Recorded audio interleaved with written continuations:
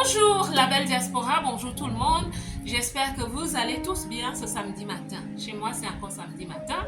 J'espère que vous avez la possibilité de bien vous reposer ce week-end pour ceux qui ne travaillent pas ce week-end parce que la semaine a été longue et j'espère productive chez vous. Je souhaite ce matin nous motiver. Je souhaite nous motiver à la vie. Je souhaite nous motiver à l'avancement, au succès. Vous voulez réussir. Et je sais que tout le monde souhaite réussir. Nous avons tous des grands rêves. Toutes dans la diaspora, les belles, nous avons de grands rêves. Et parfois, ce n'est pas évident. Ce n'est pas toujours facile. Ce n'est pas toujours évident dans la diaspora parce que nous n'avons pas toutes les cartes. Nous devons jouer dans cet environnement. Quand je dis jouer, c'est pas pour blaguer, mais c'est une façon de dire nous devons participer, nous devons contribuer, mais nous n'avons pas toujours les cartes qu'il nous faut. Nous n'avons pas toujours les pions pour jouer à ce jeu de la vie et de la réussite, surtout de la contribution.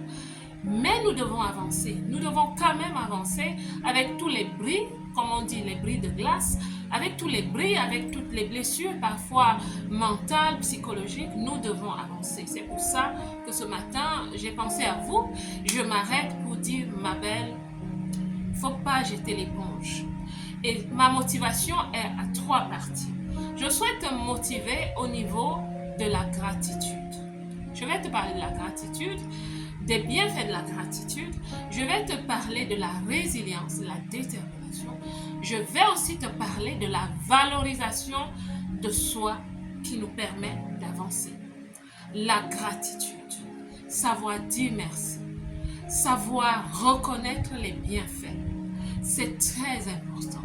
La gratitude est cette capacité qui nous aide, qui nous permet à reconnaître ce qui nous a été fait de bien, ce que nous avons déjà de bien. Dans la diaspora, on rencontre plusieurs femmes qui vivent une vie de, je ne vais pas dire frustration, mais c'est des femmes qui préfèrent vivre retirées, fermées. Pourquoi? Parce qu'elles veulent se battre. Elles veulent atteindre le prochain objectif. Il ne faut pas qu'elles perdent le focus. Il faut qu'elles se... C'est vrai. Mais je t'assure que la gratification est quelque chose qui ouvre un certain pan de voile par rapport à Dieu, par rapport aux gens. Quand tu t'arrêtes pour dire merci, tu dis merci à Dieu. Disons, apprenons tous les jours à dire merci à Dieu. Parce que quand tu dis merci à Dieu, plus tu lui dis merci, plus il remplit ta coupe.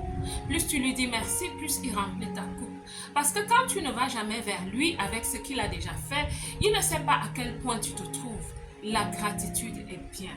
Dis merci à ceux qui nous tiennent la main, qui nous aident parfois. Je vous assure, ça m'a énormément aidé. Parce que quand quelqu'un t'aide dans la diaspora, nous avons toutes eu quelqu'un qui nous a tenu la main, même au niveau des administrations. Il y a des gens qui nous ont aidés. Je sais que parfois ils sont divinement inspirés, mais c'est eux qui agissent comme un instrument pour nous aider nos dossiers, pour nous accorder de l'attention, pour nous envoyer à des endroits, ouvrir des portes que nous ne pouvions pas nous-mêmes ouvrir. Mes belles, savoir dire merci, retourner vers ces gens avec un bouquet de fleurs, avec un petit cadeau, avec une petite carte durant les fêtes, toutes les fêtes que nous avons dans l'année. Savoir dire merci, je t'assure, ça ouvre les portes de ton cœur et les portes dans les vies des autres, les portes au niveau des institutions. La gratitude est une bonne chose et elle te libère. Parce que parfois, quand quelqu'un nous fait du bien, nous ne savons pas lui dire merci. Quand Dieu nous fait du bien, comment est-ce que tu vas rembourser à Dieu? Pas du tout. Et il y a des gens tellement haut placés, quand ils t'aident, tu ne sais même pas rembourser parce que qu'est-ce que tu vas leur donner? Mais la gratitude est aussi cette chose, cette capacité qui te libère et qui fait que, en fait, tu ne leur dois rien. La deuxième chose dont je vais te parler, c'est la résilience. La détermination, ma belle. La détermination. La résilience. Ne jamais jeter l'éponge. Quand au départ, tu as eu la conviction de venir dans ce pays où tu te trouves, quand tu as eu la conviction de choisir ce pays, tout ce que tu vas faire est bon. Donc, ne jette pas l'éponge. Tu auras souvent les vents contraires, tu auras souvent des voix qui vont te dire « tu ne peux pas, tu n'es rien, tu ne peux pas avancer, ceci n'est pas pour toi ». Continue, reste déterminé, regarde à la vision. Regarde à la vision qui est comme un phare lumineux quelque part devant, qui t'attend. Maintenant, c'est à toi de déployer et d'implémenter ta feuille de route pour y arriver. La détermination, ma belle. Personne ne nous a dit que ça va être facile. Où que tu te trouves au monde, même si tu n'es pas parti de ton pays, personne, même Dieu ne nous a pas dit que ça va être facile. Sois déterminé. Sois déterminé.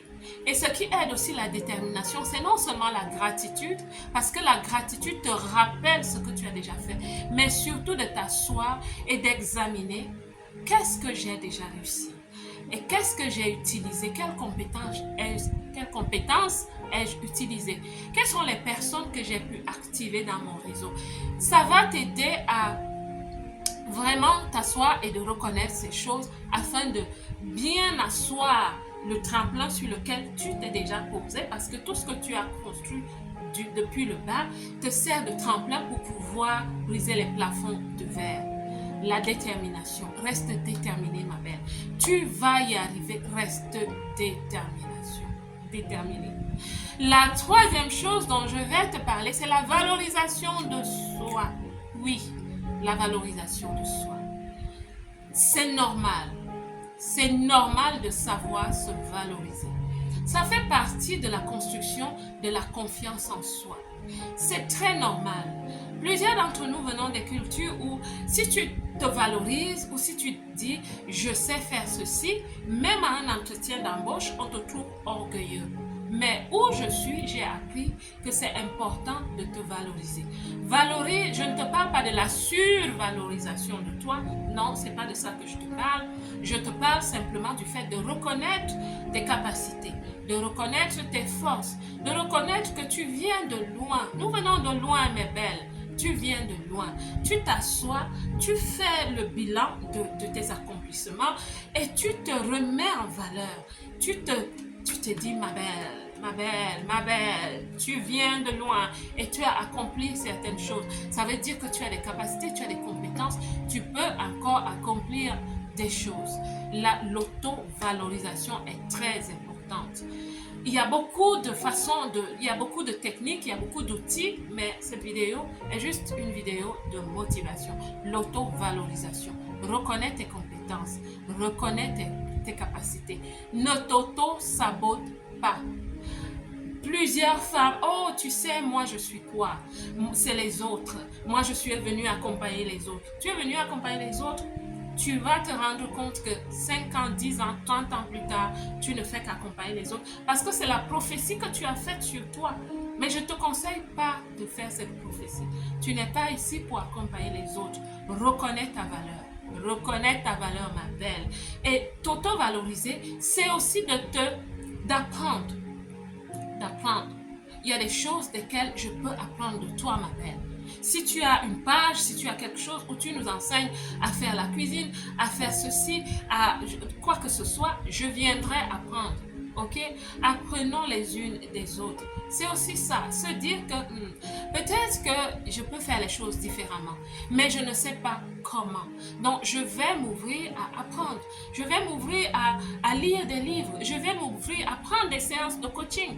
Il y a ici des personnes que j'ai déjà accompagnées et un jour, je suis allée sur le profil d'une d'elles parce que je voulais lui faire un message, je crois, d'anniversaire. Et je trouve qu'elle avait gardé l'emblème qu'on avait créé pour elle. Oui, c'est possible, ma belle. C'est un travail. Tu dois avoir ton emblème en tant que personne. Les pays ont des emblèmes.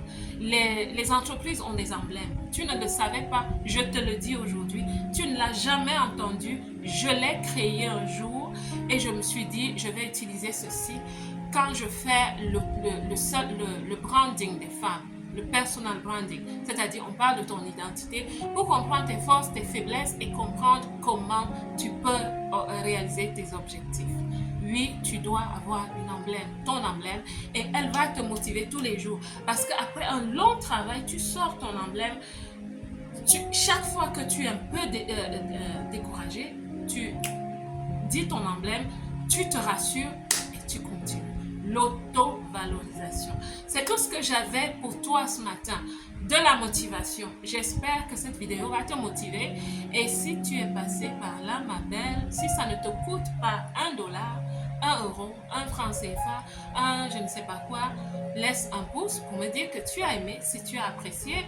Et dis-moi ce que tu as apprécié. Dis-moi aussi comment est-ce que tu te motives. Qu'est-ce qui te motive pour que tu avances dans la diaspora. Ma belle, c'est ce que j'avais pour toi aujourd'hui. Et à bientôt avec quelque chose d'autre. Nous allons parler de la rubrique Lifestyle. Je vais te surprendre. À tout de suite, à tout à l'heure, à bientôt. Au revoir ma belle. Que Dieu vous bénisse toutes. Je vous aime.